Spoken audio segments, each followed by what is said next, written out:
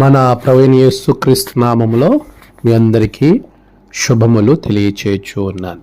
ప్రియులారా, త్రిత్వం తర్వాత 7వ ఆదివారం కొరకు ఏర్పాటు చేయబడి దైవ లేఖన భాగములు గమనించినట్లయితే రోమీయులకు రాసిన పత్రిక 6వ అధ్యాయం 19 నుండి 23, మార్కు సువార్త 8వ అధ్యాయం 1 నుండి 9 వచనాలు.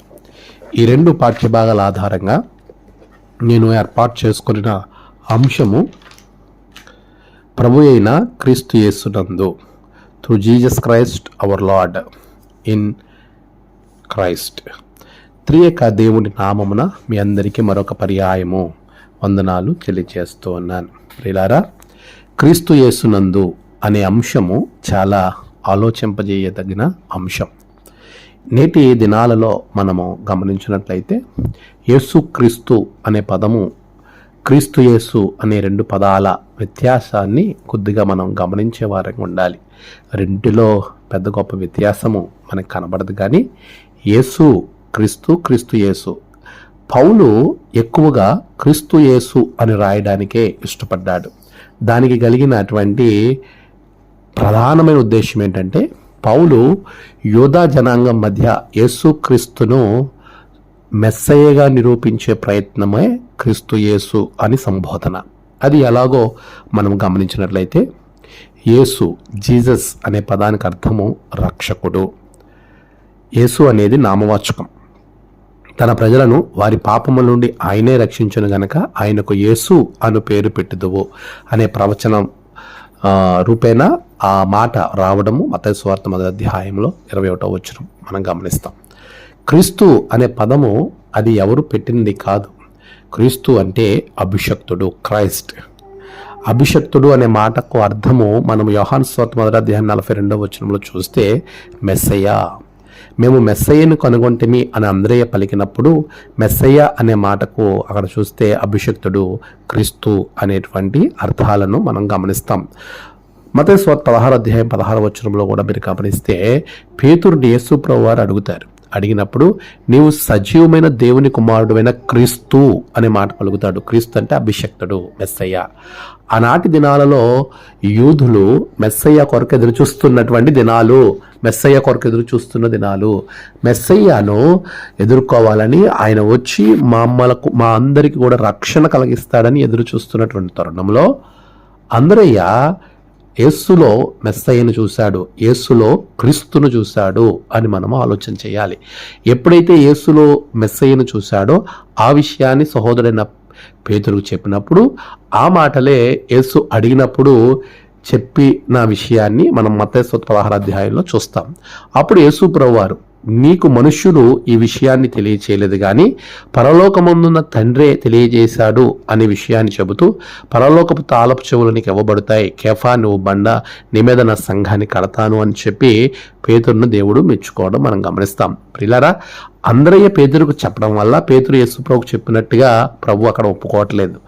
తండ్రి అయిన దేవుడే పేతురులో ఆ ఒప్పుకోలును అనుగ్రహించాడు అనే విషయాన్ని అక్కడ తెలియచేసినట్లుగా మనం గమనిస్తాం. ప్రియులారా, మెస్సయ్య అయిన యేసు, క్రీస్తు యేసు అనే మాటకు అర్థము మెస్సయ్య అయిన యేసు. ఆయన ఒక యూదుడిగా ఆనాడు యూదులు అందరూ కూడా మెస్సయ్య కొరకు ఎదురు చూస్తున్నప్పుడు యేసయ్యే మెస్సయ్య అని నిరూపించడానికి జనాలకు, అక్కడ ఉన్న ప్రజలకు తెలియజేయటకు పౌలు ఎక్కువగా క్రీస్తు యేసు అనే పదాన్ని వాడినట్టుగా మనం గమనించాలి. ఆ యేసు మెస్సయ్యానా, మెస్సయ్య యేసన్న రెండు ఒకటే అయినప్పటికీ క్రీస్తు అనే పదాన్ని మొదటి పట్టణంలో ఆయన మెస్సయ్య అనే విషయాన్ని ప్రజలలోనికి ముందుగా తెలుసుకుని వెళ్ళటానికే పౌలు ఈ ఫార్ములా లేకపోతే ఈ విధానాన్ని వాడి ఉంటాడు అని చరిత్రకారులు చెబుతున్న విషయాలను మనం గమనించాలి. ప్రియులారా, చాలా గొప్ప సంగతులను మనం ఆలోచన చేస్తూ ఉండగా, క్రీస్తు యేసునందు మనం గనక ఉంటే, ఇన్ క్రైస్ట్, క్రీస్తులో ఉండగలిగితే, చాలాసార్లు యేసయ్య తెలిసి ఉంటే సరిపోద్ది, యేసయ్యను ఎరిగి ఉంటే సరిపోద్ది, యేసయ్య మనకు తెలిస్తే చాలు అనుకునేవారు చాలామంది ఉంటారు. అది తప్పండి. యేసు ప్రభువుని ఎరిగి ఉంటే రక్షణ కాదు, కానీ క్రీస్తులో మనం ఉండాలి, క్రీస్తులో ఉండాలి. ఒక ఉదాహరణ మనం చూస్తే, మనకి ఏదైనా లోక సంబంధమైన ఒక ఇల్నెస్, ఒక అనారోగ్యం మనకు వచ్చినప్పుడు ట్యాబ్లెట్ తెచ్చుకుని మనం పెట్టుకోవడం వల్ల మనకు స్వస్థ కలగదు, కానీ అది వేసుకోవడం వలన స్వస్థ కలుగుతుంది. ఇన్ ద సేమ్ వే మన జీవితంలో యేసును మనం కలిగి ఉండాలి, తెలిసి ఉండడం కాదు, కలిగి ఉండాలి, ఎరిగి ఉండాలి. ఆయన ఎరిగి ఉండడము అంటే ఆయనతో కలిసి ప్రయాణం చేయడము, ఆయనను పూర్తిగా అనుభవించగలగడం, యెహోవా ఉత్తముడని రుచి చూచి తెలుసుకున్నట్లుగా మనం ఉండగలిగినప్పుడు మనం కలిగే ఆశీర్వాదాలు అద్భుతమైన ఆశీర్వాదాలు కలుగుతాయి. నా యందు మీరును, మీ యందు నా మాటలను అంటున్నాడు ప్రభు. క్రీస్తు మనలో ఉండాలి, మనలో ఆయన మాటలు ఉండాలి. మనం ఆయనకు అత్యున్నతమైనటువంటి సంబంధం కలిగి మన ప్రయాణం మన జీవితంలో వెళుతూ ఉన్నప్పుడు ఎన్నో ఆశీర్వాదాలు మనం పొందుకుంటాం. మొదటిగా మనం గమనిస్తే అపరిశుద్ధతలో నుండి పరిశుద్ధతలోనికి మనం మార్చబడతాం. ఎప్పుడైతే క్రీస్తు మన జీవితంలోనికి వస్తాడో, యేసయ్యను మన జీవితంలో ఉంటారో, ఆయన యందు మనం నిలిచి ఉంటామో మనలో ఉన్న అపరిశుద్ధత అంతా బయటికి వెళ్ళిపోతుంది. క్రీస్తును కలిగిన వారు క్రొత్త వారిగా మార్చబడతారు. క్రీస్తు యేసునందు వారికి ఏ శిక్షావిధి కూడా ఉండదు.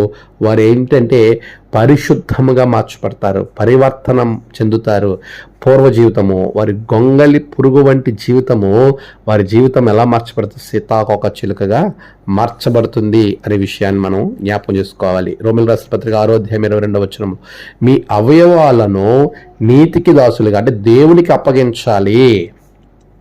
దేవునిలో మనం ఉన్నప్పుడు మన జీవితాలు ఎంత పవిత్రమైన పరిశుద్ధత కలుగుటకై అనే మాట వాడుతున్నాడు.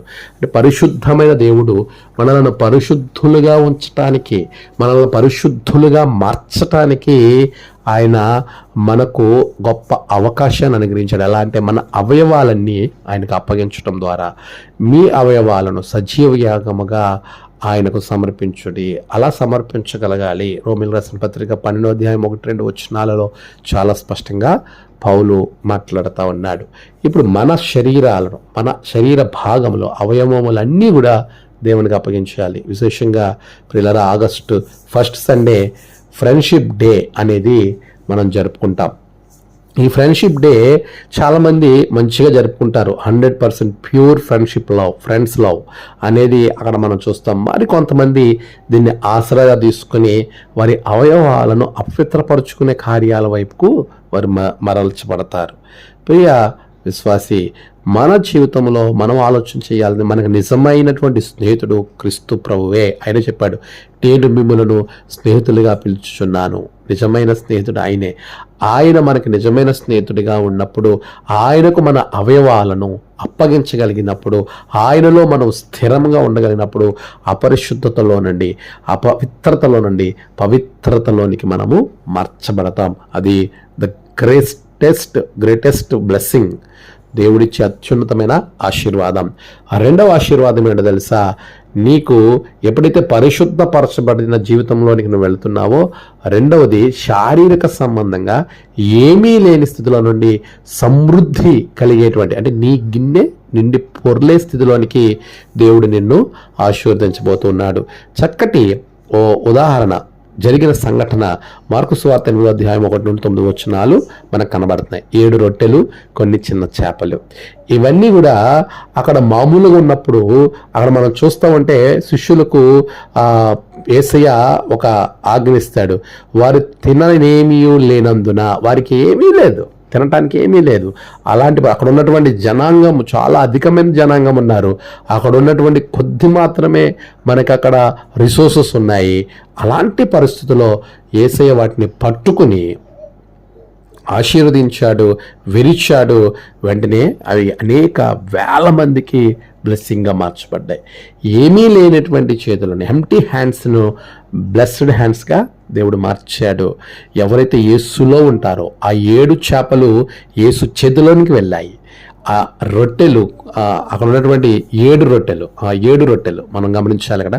7 రొట్టెలు ఆయన చేతిలోకి వెళ్ళాయి, కొన్ని చిన్ని చేపలు ఆయన చేతిలోకి వెళ్ళాయి. ఆయన పట్టుకున్నాడు, ఆ రొట్టెను విరిచాడు, తత్ఫలితంగా అవి ఆశీర్వదింపబడ్డాయి. ఈరోజు నువ్వు క్రీస్తులో ఉండగలిగితే, క్రీస్తు యేసునందు ఉంటే, నీలో ఏమీ లేనటువంటి జీవితం నుండి సమస్తము కలిగిన సమృద్ధికరమైన జీవితంలోనికి ఆయన నిన్ను నడిపిస్తాడు. అయితే అక్కడ మనము విరవబడిన అనుభవం గుండా ప్రయాణం చేయాలి. యేసులో ఉన్న మనము విరవబడిన అనుభవము, నలగగొట్టబడిన అనుభవము, శ్రమలను తట్టుకునే అనుభవము, వాటిని విరవబడిన అనుభవం గుండా మనం ప్రయాణం చేసినప్పుడు ఏమీ లేని స్థితిలో నుండి దేవుడు సమృద్ధిలోనికి నిన్ను నడిపిస్తాడు. మూడవదిగా, చివరిగా, అత్యంత శ్రేష్టమైనది మనం గమనిస్తే రోమీయులకు రాసిన పత్రిక 6:23 మరణము నుండి నిత్య జీవంలో నడిపిస్తాడు.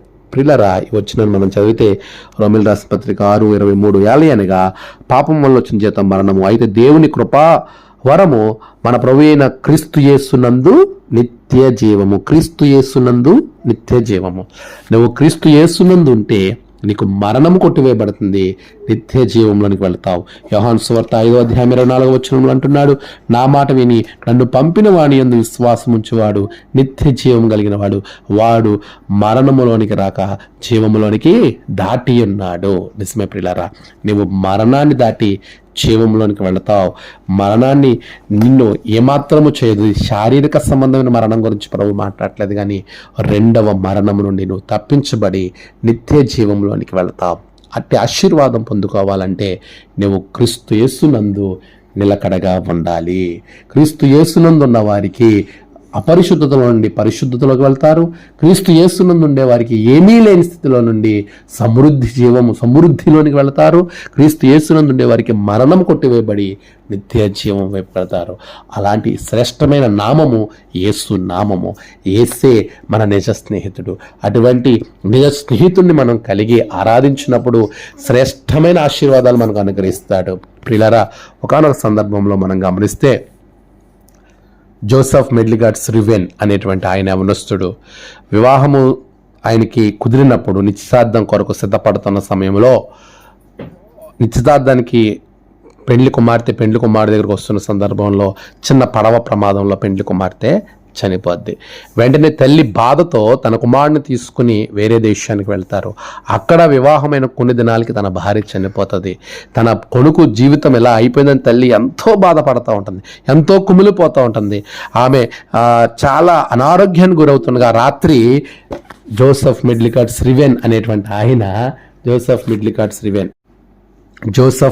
స్రివెన్ అనేటువంటి ఆయన తల్లిని ఓదారుస్తూ, అమ్మా మనకి ఈ లోకంలో ఎవ్వరు లేరమ్మా, యేసయ్యే ఉన్నారు, యేసయ్యే మన నిజమైనటువంటి స్నేహితుడు అని చెప్పి what a friend we have in Jesus అనే పాట రాశాడు ఆయన.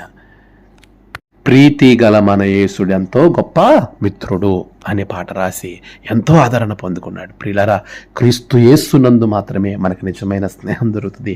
క్రీస్తు యేసునందు మాత్రమే నీకు అద్భుతాలు జరుగుతాయి. క్రీస్తు యేసునందు నీ జీవితము స్వస్థత పొందుకుంటావు. క్రీస్తు యేసునందు సమస్త దీవెనలు పొందుకుంటావు.